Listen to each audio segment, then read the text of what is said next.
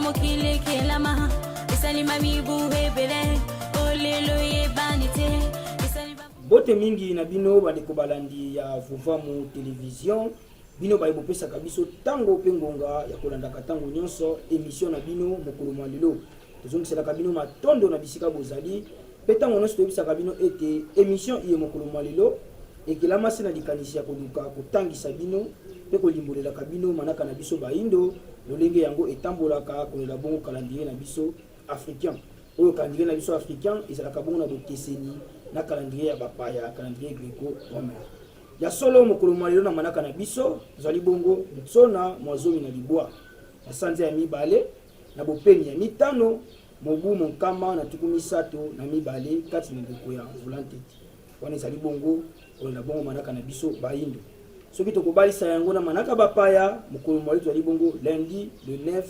novembre 2020 mpona nini tokobalisaka yango pamba te bososoli kwa kozalaka lolingi manaka na biso ezali kotambola na lolingi oyo ya bapaya ezali nde bongo tokoki koleka te soki totombeli te bambotama elamu na baebanso oyo babotami bongo mokolo mwa lelo kuna totombeli bongo mbotama elamu epai ya tata kanza bazali bongo kinke na kati ya sawara ya religion africaine bambotama elamu na bino mpo nini te totombela mpe mbotama elamu na ndengwa maivanga miteni ya lukala molongani ya CG Kantimba bambotama elamu bisika bongo bozali kimi ya mfumu kimbangu kimi ya nzambe bakoko ebakisela bino lisusu mikolo ebele na kati ya bomo na bino kasi kolela bongo lisenga na bino bandeko balandi tolengelaki mpo na bino elema moko bomeka nanu kolanda yango biso na bino tokokutana na nsima mpona kotia bongo commentaire. Les constats et couleurs du curé Jean-Marie Vanat à la cérémonie de mariage de Maman Kamampasiko à Bruxelles peut aussi nous inspirer à bien comprendre notre responsabilité à travers le monde. Regardez ce que vous avez fait. C'est triste. Avec cela, vous vous dites kimbanguiste? Non. Je connais votre chef spirituel. On s'était retrouvés un jour ensemble au Palais Royal. C'était un homme d'une autre nature. Ce que vous avez fait, cela ne reflète aucunement sa façon d'être. Avec ce que vous avez fait là, vous ne pouvez vous revendiquer de Kimbangu. On voit bien que vous ne le connaissez pas. Kimbangu était un homme violent. Nous l'avons bien connu puisque nous l'avons suivi depuis 1921 jusqu'à sa mort. Nous avons beaucoup de documents sur lui. Vous savez, il était jeune et beau. Il portait un ruban blanc autour de sa tête. On a des photos de lui. Tant que vous allez le méconnaître, sachez-le que l'Afrique ne s'en sortira pas. Ce n'était pas un homme ordinaire.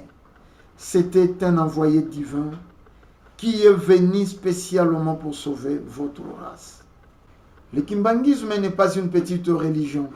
C'est une des grandes religions du monde qui s'inscrit dans les grands courants de pensée. C'est une religion au même titre que l'islam, le judaïsme et le bouddhisme. Cette Bible que vous lisez n'est pas la vôtre. Vous venez nous apprendre le christianisme, mais c'est nous qui vous l'avons apporté. Nous voulons apprendre le kimbanguisme. Matondo mingi bandeko balandi wana obuti komona tobuti kolanda ezali bongo extrait ya message ya tiré Jean-Marie Vanat oyo atalisaka na bandeko na biso kimbangiste kasi biso tobendi kaka liloba moko oyo balobaka ete tant que vous allez le méconnaître sachez-le que l'Afrique ne s'en sortira pas. Na tango nyonso oyo tokotia te fumu kimbangu na kati ya centre ya bomoi na biso to ya makambo na biso nyonso boyeba ete tokobika te yango biso tosengaka na bino tango nyonso ete bolandaka mateya ya nisoni ya nzila fumu kosoki ya monzana mpana na ngola mokobi misala ya 1921 mokitani ya fumu kimbangu pamba te bango baye kotangisa mpe baye kolakisa biso bonene ya fumu kimbangu ndi tozwa fumu kimbangu totia bango na maemanso oyo biso tokosala po ete mboka na biso po ete makambo na biso nyonso ekoka bongo kokende bongo liboso toyebaka na bino ntango nyonso ete botikalaka branche na chaîne na bino Vuvamu Television mpo na nzela ya chaîne oyo ekofaire découvrir bino ebele ya makambo oyo kozangi koyeba kasi toali koyebisa bino ete lokola esi tokotaki bongo na mobu na biso ya sika oyo ezali bongo mobu monkama na tuku misato na mibale nde manaka na biso bayindo to pe bongo calendrier na biso africain ezali déjà disponible nde bayebanso bokozala na posa ya kozwa yango bocontacte biso na banimero oyo ezali affiché na se ya bitando na bino. Tika ete kimi ya mfumu kimbangu kimi ya nzambe ya bakoko ekoba lisusu koyingela okati na buta na bino mpona biso na bino tokutani bongo na mbala ya nsima so na elamu na banso.